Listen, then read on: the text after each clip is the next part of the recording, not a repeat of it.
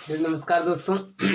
आज मैं आप लोगों के बीच इल्तुतमिश के बारे में बताने जा रहा हूं। इसके पहले वाले वीडियो में हम कुतुबुद्दीन ऐबक के बारे में जाने थे, जो कि दिल्ली सल्तनत या गुलाम वंश के संस्थापक के रूप में जाने जाते थे। उनके कुछ कार्यों के बारे में भी देखे थे। आइए आज हम चर्चा करें इल्तुतमिश के बारे में। ये इल्तुतमिश जो है गुलाम वंश के दूसरा शक्तिशाली शासक के रूप में उभरते हैं और इन्हें ही दिल्ली सल्तनत या गुलाम वंश के दिल्ली सल्तनत के अंतर्गत देखे थे कि 5 वंश हुए थे। किस ढंग से? गुलाम वंश, खिलजी वंश, तुगलक वंश, लोधी वंश, सैयद वंश, है ना, सैयद वंश, लोधी वंश और एक देखे थे गुल खिलाया तुगलक ने और शादी किया लोधी ने। इस ढंग से ट्रिक के द्वारा देखे थे 5 के बारे में। तो पहले वंश के बारे में हम लोग पढ़ रहे हैं गुलाम वंश, और गुलाम वंश के दूसरा शक्तिशाली शासक के रूप में इल्तुतमिश हैं। इल्तुतमिश ने क्या किए थे कि कुतुबुद्दीन ऐबक के पुत्र आराम शाह, कुतुबुद्दीन ऐबक के पुत्र आराम शाह की हत्या करके ये इन्होंने शासक बना था। कुतुबुद्दीन के पुत्र ये आराम शाह की हत्या कर दिया था और ये शासक बना था। आराम शाह भी क्वेश्चन पूछा जाता है कभी कभी, कुतुबुद्दीन ऐबक के बाद कौन शासक बने थे? तो कभी कभी ऑप्शन में आराम शाह रहती है, कभी कभी ज्यादातर ऑप्शन में इल्तुतमिश रहती है। तो आराम शाह मात्र 8 महीने के लिए शासक बना था और वह एक अयोग्य शासक था, जिसे कि इल्तुतमिश ने हत्या करके ये दिल्ली के गद्दी पर इल्तुतमिश बैठ गए थे। इल्तुतमिश के बारे में जाने। ये जो इल्तुतमिश है, इल्तुतमिश कुतुबुद्दीन ऐबक के गुलाम एवं दामाद था। गुलाम एवं दामाद यानी कि ये आपका इस्लाम धर्म में ये देखिए क्या हुआ था। ये जो है गुलाम था पहले, गुलाम मतलब कि दास, है ना, ये उनके अधीन काम करने वाले थे ये कुतुबुद्दीन ऐबक। अब बाद में इन्हें क्या गया, दामाद बना दिया गया। किसका? कुतुबुद्दीन ऐबक का दवान बन गए थे।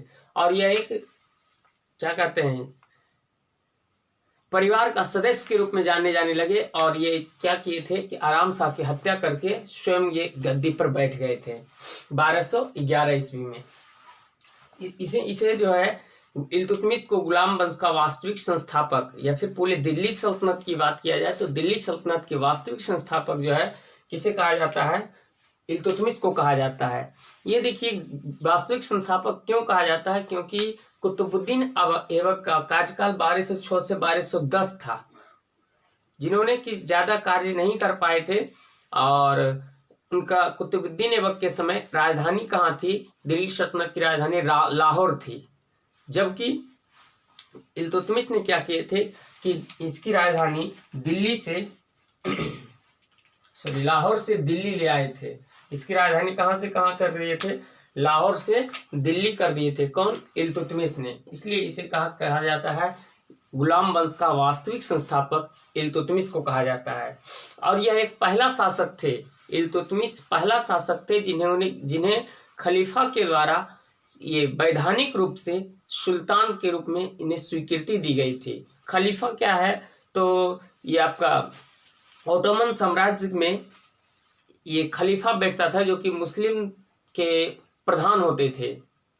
और खलीफा पद की समाप्ति जो है लगभग 1923 ईस्वी में समाप्त हुआ था, जबकि खिलाफत आंदोलन भारत में चला था। उसके विरुद्ध में ये अलग टॉपिक खिलाफत आंदोलन। ये जो है 1229 ईस्वी में इराक के शासक के द्वारा इन्हें स्वीकृति दिया गया था। तो वही लिखे हैं यहाँ कि पहला शासक जिसे खलीफा से वैधानिक रूप से स्वीकृति मिला था, ये आपका सुल्तान है ये। इसके पहले भारत में कोई वैसा मुस्लिम शासक नहीं हुए थे जिन्हें कि खलीफा के द्वारा ये वैधानिक रूप से शासक की स्वीकृति दी गई थी। और इल्तुतमिश जब गद्दी पर बैठे थे तो इनके 2 प्रतिद्वंदी थे। प्रतिद्वंदी का मतलब 2 ऐसे व्यक्ति थे जो कि दिल्ली पर बैठने के लिए दावेदार थे, और वह था याल्दुज और कुब्चा।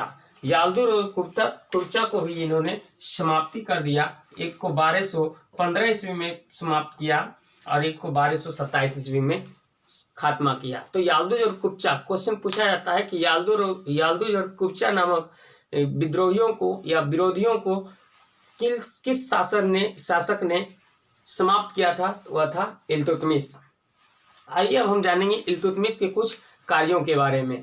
तो इल्तुतमिश के कुछ प्रमुख कार्य क्या है? जैसा कि आप जानते थे कुतुबुद्दीन ऐबक ने क्या किया था, ये आपका कुतुब मीनार का नींव रख दिए थे ये आपका कुतुबुद्दीन ऐबक, जबकि इनको पूरा करने का श्रेय इल्तुतमिश को जाता है।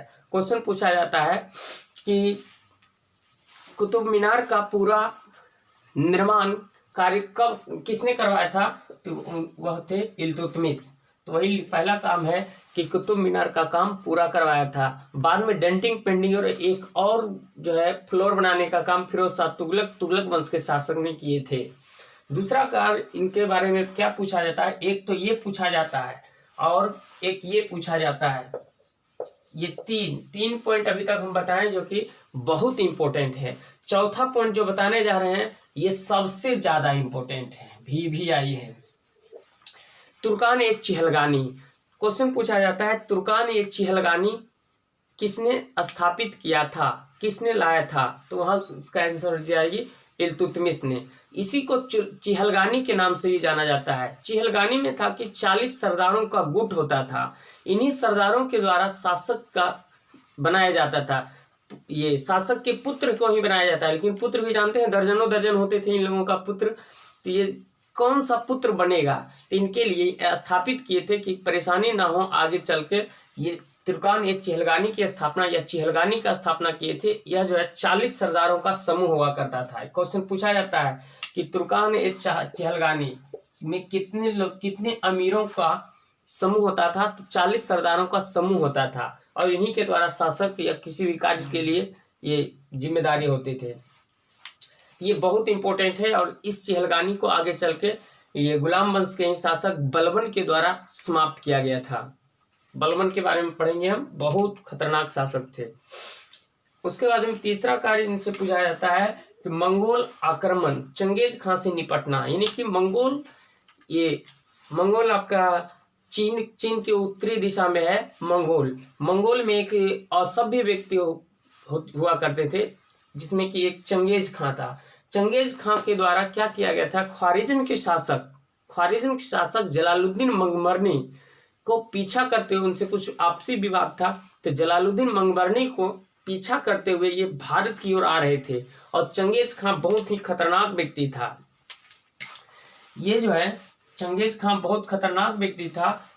ये किन्हीं व्यक्ति को समझता नहीं था और इनके लिए कोई भी पद प्रतिष्ठा की बात नहीं होती थी। स्त्रियों के प्रति अलग इनका रुझान होता था, लेकिन ये अपनी माता को बड़ा ही सम्मान करता था चंगेज खां। तो इनसे निपटने के लिए इन्हीं के समय में इल्तुतमिश के समय में पीछा करते हुए किसको, ख्वारिज्म के शासक जलालुद्दीन मंगमरनी को पीछा करते हुए भारत की ओर आया था। और इल्तुतमिश से पूछा था कि इधर ये हमको जाना है, इधर जलालुद्दीन मंगमरनी आया है, बोले नहीं साहब। तब बोला हमको यहाँ ठहरना है। तो इल्तुतमिश ने बड़ा ही अच्छी ढंग से इन्हें निपटा था और कहा कि साहब आपके लिए यहाँ का वातावरण अच्छा नहीं है, आपको लौट जाना ही अच्छा होगा। हो सकता है कि आपके शरीर के लिए फिट ना हो, क्योंकि ये रुकता तो इल्तुतमिश को भी डर था। ठीक है, तो ये बहुत ही अच्छा काम किए थे। ये भी मंगोल आक्रमण चंगेज खां से निपट लिए थे कि कुछ बहाना बना के, ताकि यहाँ ना रुक सके। अगला है कि इन्हें जो है इल्तुतमिश को मकबरा निर्माण शैली का जन्मदाता कहा जाता है। मकबरा, जैसे कि आपको पता है कि मुस्लिम लोग जब शासक जब भी मरे हैं तो मकबरा बनता था, लेकिन इनका शुरुआत करने वाले कौन थे, इल्तुतमिश थे। और इल्तुतमिश को जन्मदाता क्यों कहा जाता है मकबरा निर्माण का, क्योंकि यह एक पहला शासक थे जो कि अपना मकबरा स्वयं बनाया था भारत में। क्वेश्चन पूछा जाएगा भारत में मकबरा बनाने की या मकबरा निर्माण शैली का जन्मदाता किसे कहा जाता है, इल्तुतमिश को। वह कौन सी मुस्लिम शासक था भारत में जो कि अपना मकबरा स्वयं बनवाया था, तो वह कौन था, इल्तुतमिश था। लिखे स्वयं का मकबरा बनाने वाला पहला शासक इल्तुतमिश। इसके अलावे इन्होंने एक नागौर में एक अतार्किन का दरवाजा बनवाया था। अतार्किन का दरवाजा बनवाया था कहाँ, नागौर में। अतार्किन का दरवाजा नागौर में है ये। अतार्किन का दरवाजा बनवाने वाले कौन है, इल्तुतमिश है।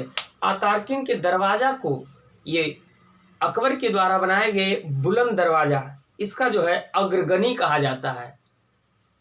यानी बुलंद, पहले अतार्किन के दरवाजा को देखकर ही अकबर ने बुलंद दरवाजा का निर्माण करवाया था, जो कि फतेहपुर सीकरी में है।